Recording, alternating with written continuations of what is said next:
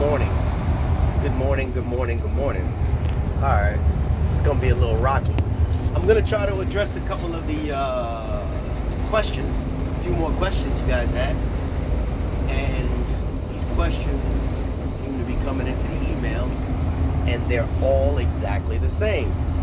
And the questions are, how do I know if my application's moving forward, how long it takes, etc., etc. So we're going to go from the top. And I think I started it in one of the videos, but I never finished it because I kind of drift from topic to topic. So let's start from the beginning. After you apply, once you apply to a position, whatever the position is, you can go back in to your own profile, your career login, and look. If you scroll across on the top, there's a little tab, and it says My Applications. Next to My Applications, you can look at the position that you applied for. Let's say it's CCA, and you scroll to the right. The first step is in process. That means they received your application. You continually check back there, and if your qualifications meet the standards or their criteria, the next step would be pre-hire. Pre-hire, that means eventually, typically, they're going to start sending you information for your background checks. Background checks come from NACI, or GIS, which is basically the same company. It's a third-party company that does these background checks for you. Your first background check, if you're going for a CCA, it's probably going to be the basic background check. Then it's going to ask you for maybe the next day or even the same day. It may ask you for your driver's license information. Be honest about it. Like I said before, they know what you have. You got your driver's license, then your background check. If those things come back positive, no issues, the next thing they're going to send you would more than likely be your drug test. When you do your drug test, I think I said it before, they do not watch you when you take your drug test. I don't condone any extracurricular activity, but if you do, they don't watch you when you leave. Next thing is to continually watch after your piss test. Keep going back in and check your profile and your status. Once it goes to the offer phase, it goes from in process, pre-hire, then offer extended phase. That's what it'll say. They're going to send you something for fingerprinting next. Once your fingerprinting is done, some places have fingerprinting at the actual plant or facility, or they may send you to the police department to get your fingerprinting done, or they may say you come in, get a card, then go get it done. Every place is different. I don't know what your place is like. There's, I think, 700,000 employees for the post office, so everything is different. Alright, got that? I don't know what your specific circumstances are or where you're at. You could be in the middle of nowhere and it might go a little bit faster. If you're in a heavily populated city, it takes a little bit longer. Everything goes through Washington, D.C., and then it goes down to the actual facility that you are applying to. So people call me and text me, call me. Some of you have my number. Hey, can I just call and find out? No, you can't, because half the time the place you applied to doesn't even know if you exist yet. You got to go through the pre-screening process before they get the information and say, hey, this person is good to move on to the next step. So once they do that, everybody asks me, hey, what do I have to wear for my interview, or what's the interview consist of? Your interview was that assessment. That's why I tell everybody, assessment is just like an interview. You sell yourself. Tell everybody that you're the greatest in this assessment. I'm a super person. I can do whatever you guys ask me to do. It's a government job. I'm supposed to be lying about it anyway. So that's your interview. When you go to the facility and they tell you, hey, come in at 10 o'clock on this day, they're basically bringing you in to take some either your fingerprinting or your pictures for your ID.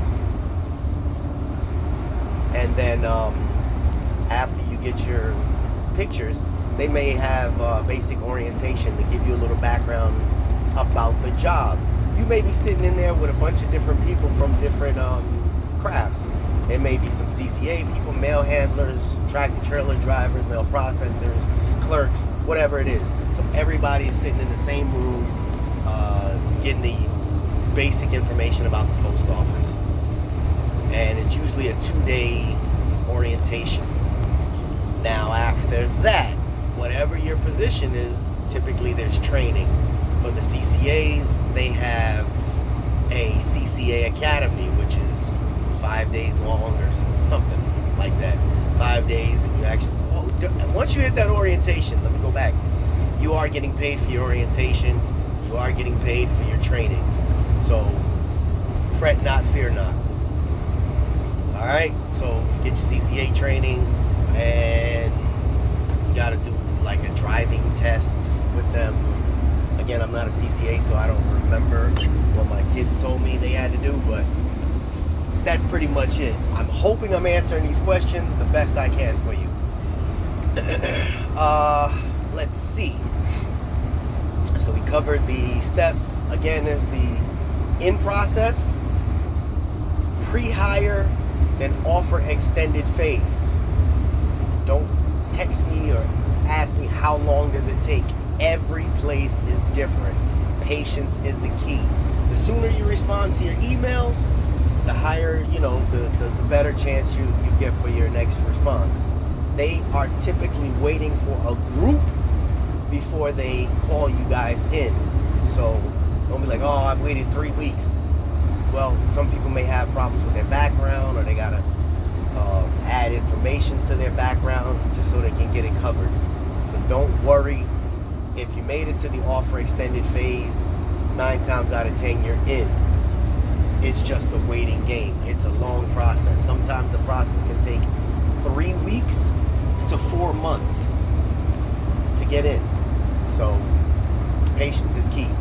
Patience is clutch. What else?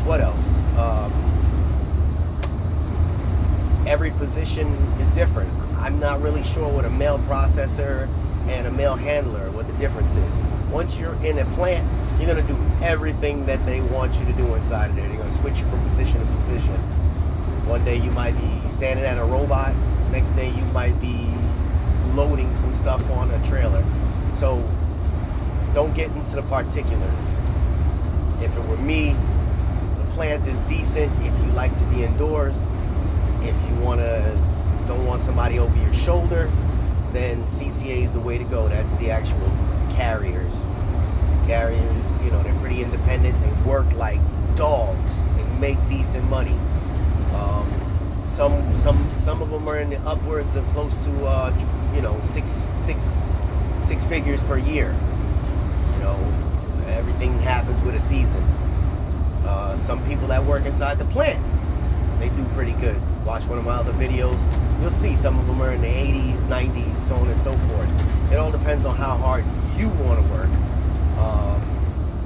Just sell yourself, basically. You sell yourself. If you're a hard worker, they'll notice it. They'll work you harder. They'll give you a little bit of overtime. Speaking of overtime, again, CCAs, a lot of the positions, anything over 8 hours is overtime. Anything over 10 hours is double time, V time. So you can make some decent money that way. So we covered the pay, we covered the process to get in. And I think I've covered the bases with that. There's some things that I do not know because, like I said, every area is different, but the process is still the same. Some places take longer than others. Don't worry about it. It just goes to, for each area on how many people they're gonna hire for that hiring phase. Typically, they'll let you know if it's a temporary position. Seasonal positions are temporary. Holiday positions are usually temporary. If you see something that says you're assigned to 360 days and then you're gonna have a 5-day break, that's the step, that's the process in order to get in to becoming a full-time regular employee. And the only reason they do that is because of the union, and the union said, hey, we need to have phases of employees. That doesn't mean you're less than anybody else. PSEs and the CCAs and all, it's just titles. That's all they are, titles. I started out as a PSE, as a tractor trailer driver, and it was 2 years at this position. And after 360 days, you have to take a mandatory 5-day break. Postal support employee. And then you just come back to work after that. They rehire you unless you're a real goof off. The key is 90 days. 90 days, the lucky number. You'll hear that a lot. 90 days, 90 days. Make it past your 90 days, you're gold. I've heard other people say that you can't get fired at the post office. It takes a lot for them to fire you. You really got to be a real screw up. Stealing mail, stealing credit cards, yeah, you're going to get terminated. You'll be walked out in handcuffs.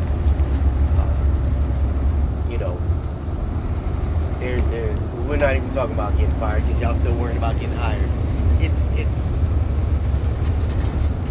I'm trying to cover these bases here so you guys wouldn't have so many of the same questions, but just keep shooting them to me.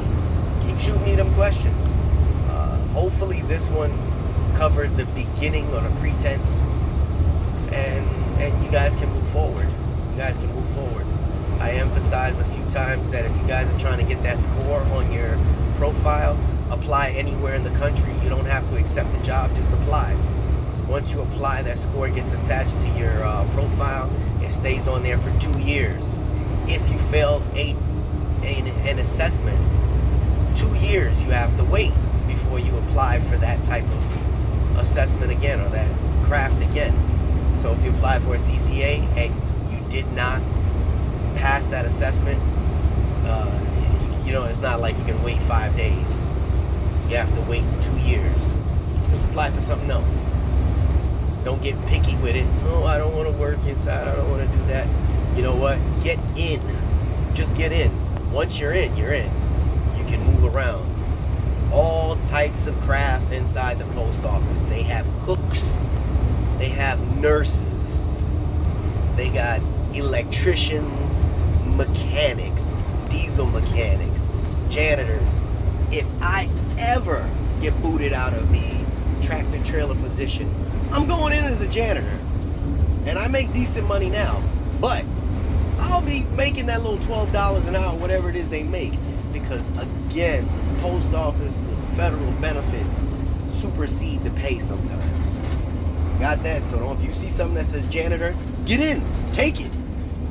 That's a lot of people trying to get in just because, they don't do much work, but get in is full time. The benefits are super.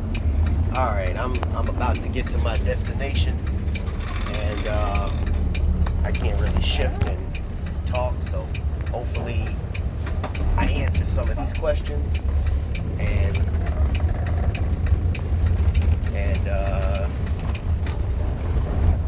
just share that love. Like I said all the time, share that love. And once you're in and you're checking out these videos still, and you got a cousin, a friend, a neighbor, anybody that ain't doing as good as you are, or just needs to get in, they hire from the age of 18. It's a pretty hard job, but they hire from the age of 18. Get them in, change their life. There's no experience that you can ever feel in life than helping change somebody's life for the better. Knowing that you had some impact on somebody's life so that they can be better. once you're in, 5 years from now, you guys gonna be driving nice cars and, you know, being able to put down on a house and putting money aside for your kids' colleges or whatever it is. It's not unreachable. So just keep your faith, keep striving.